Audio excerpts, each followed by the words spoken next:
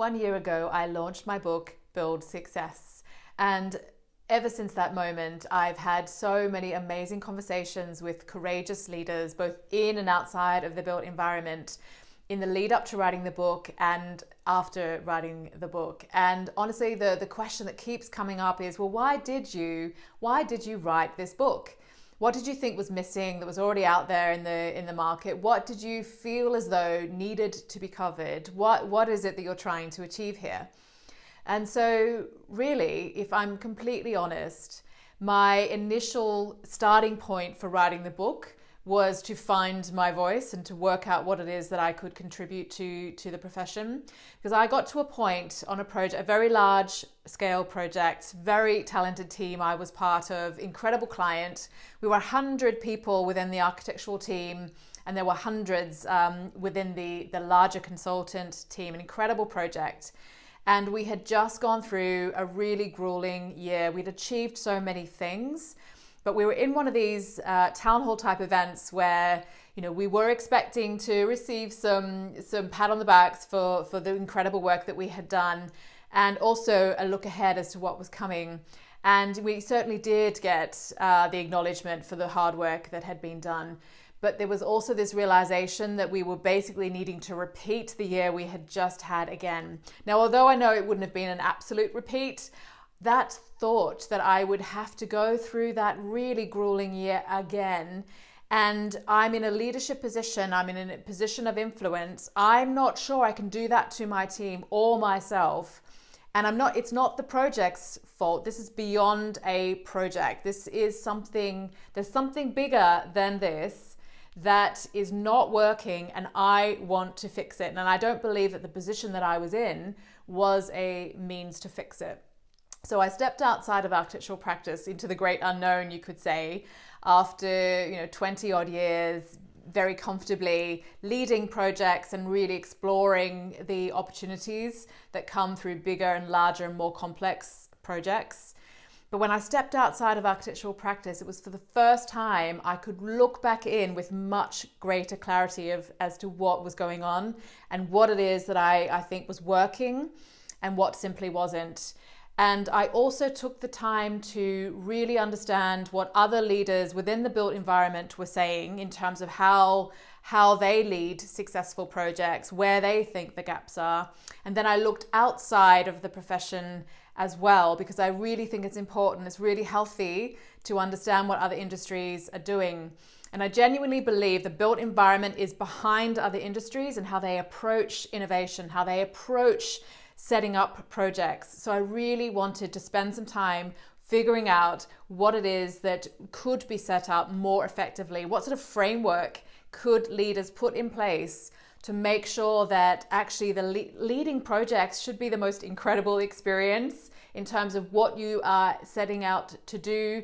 The built environment projects that we create have such an influence on society, and yet we are not taking the leadership of those seriously enough. And what I'm seeing is lots of really talented leaders they're burning out. I'm seeing lots of really talented leaders burning out. I'm seeing teams absolutely exhausted and beyond in terms of what they're capable of doing.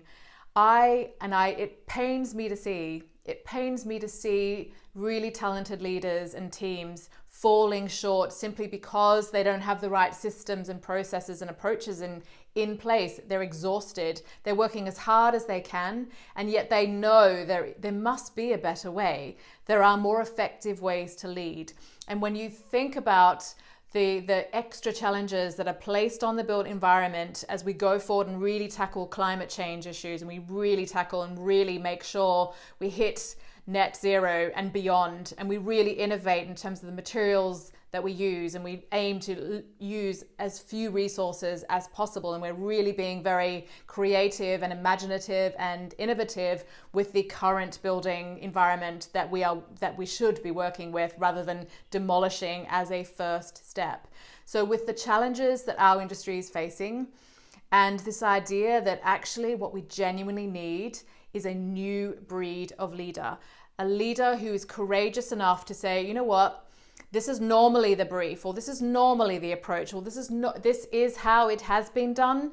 But I want to put a stop to that. We're going to shift and really think about things from this perspective. We're going to really take on these new challenges, and we're going to bring in the right team to do it. And I don't have all the answers. I'm a leader who can help shape the vision and can help advocate and bring that to life and really make sure we've got the right team and we're really developing that team so that they understand whether they feel part of it.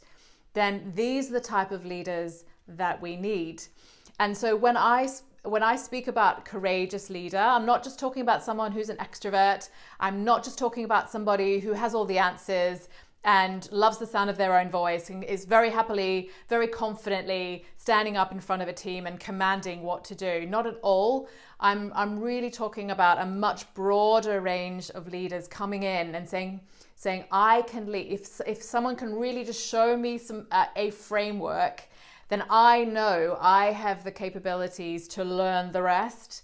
And I know that if I can really engage with people, if I can really ask the right questions, if it's not all just down to me and I'm spending my energy seeking out the right answers rather than feeling as though I need to have them all myself, then I know I can do a great job at this leadership role. And I am encouraging more leaders to step into the ring, to step up, to step forward, and to come out of the shadows. And so if my book can help leaders do that, then it is a win, and I'm as happy as can be.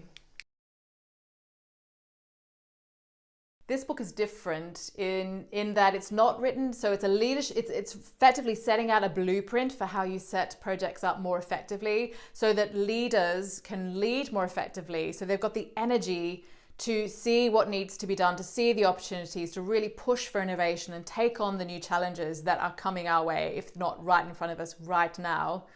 And they're able to do that because they can get some help with a framework. So this book is different in that it's really aiming for this project outcome to be much higher quality, but also for the journey towards that project outcome to be a much higher quality too.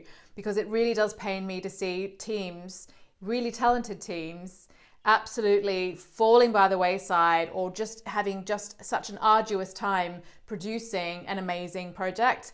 And if we all stand and look at the outcome and just are in awe of that and not understand the process that has been undertaken in order to achieve it, if we're not really analyzing that and making sure that it's as good as it can be, then I'm sorry, but we can't be just looking at that outcome and saying that's incredible if there's been a whole lot of burnout along the way.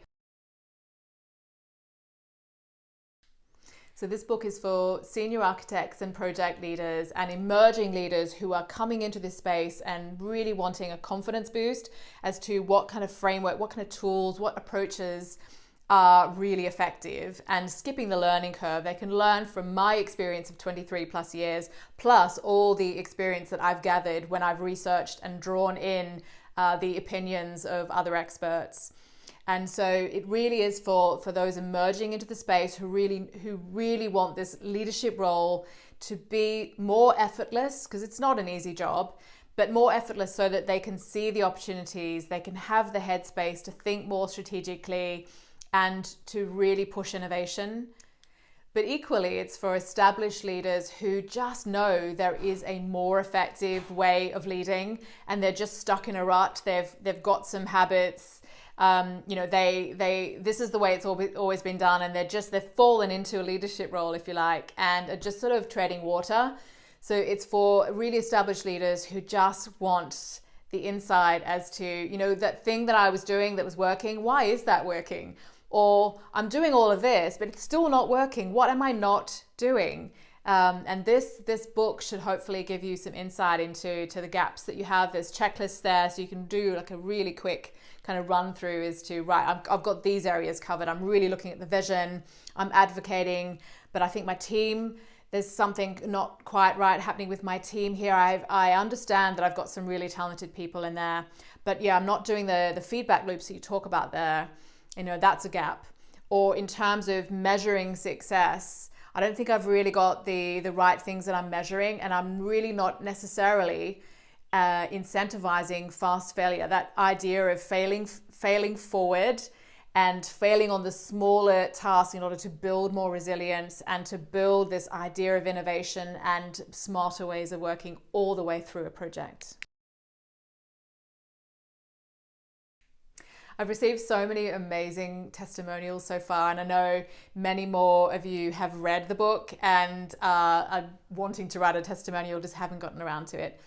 And so I think one of the most grateful things for me as an author for the first time is just seeing the reaction from people who actually, a lot of people have said, look, I've kind of instinctively understood some of these things, but now that you've written it in that way and you've mapped out your stories and your experience, I can now better reflect on my own, and I get a much better sense of what it is that I have been doing that has worked and what hasn't. So it's this kind of validation piece for some people, and just like a mirror, like a much clearer mirror for leaders to look at their own work and what has been working for them, because really leadership is your own unique journey and you need to find your own way.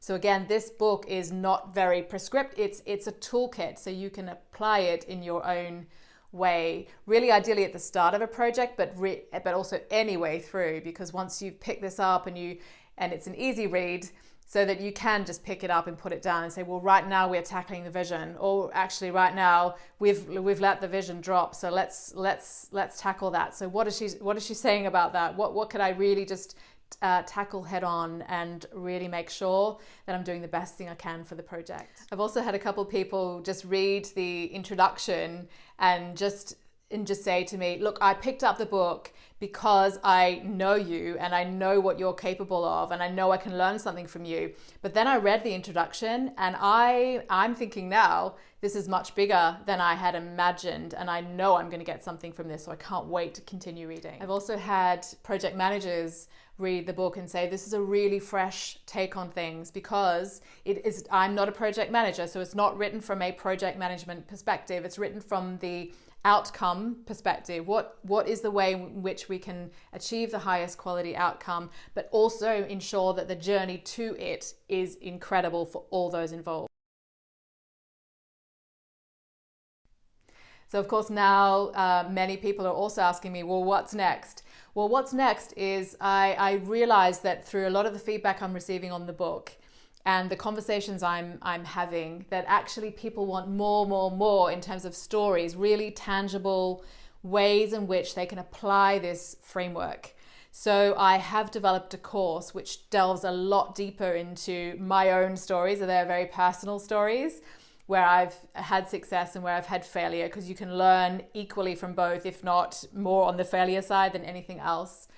And so I dive way deeper into the things that have shaped me and have really enabled this framework to come together. And then the other thing I'm doing is really reaching out to more courageous leaders and interviewing them and really drawing their expertise in. And as a result of that, I'm going to be writing my next book, which will be a much deeper dive into the courageous leader's journey of others. And I'm going to draw the strands together, much like I've done in this book, in terms of understanding what is successful from a small scale project right through to a large, because that has been my experience from doing residential studios, very small scale, right through to very large national infrastructure projects. And I do think there are things that can be drawn from the large scale projects down to the small, and equally from the small up to the large. And so this was the approach with the framework. What can I draw that can be applied at different scales or across the scales, in terms of what's successful? But now with the next book, I'm also going to be just doing a much deeper dive into the really tangible stories, and you can hear from a lot more diverse voices in terms of courageous leaders who I thoroughly admire, and I hope that you will enjoy that as well. So stay tuned. We're very early days in terms of starting book number 2, given that we're only just 1 year into book number 1. But I just know that a framework is the beginning, and you can apply your own experience to it. And I hope that it opens doors for you. I hope that it sends some light bulb moments, and I hope it gets you questioning the right things for yourself, for your project, and for your team.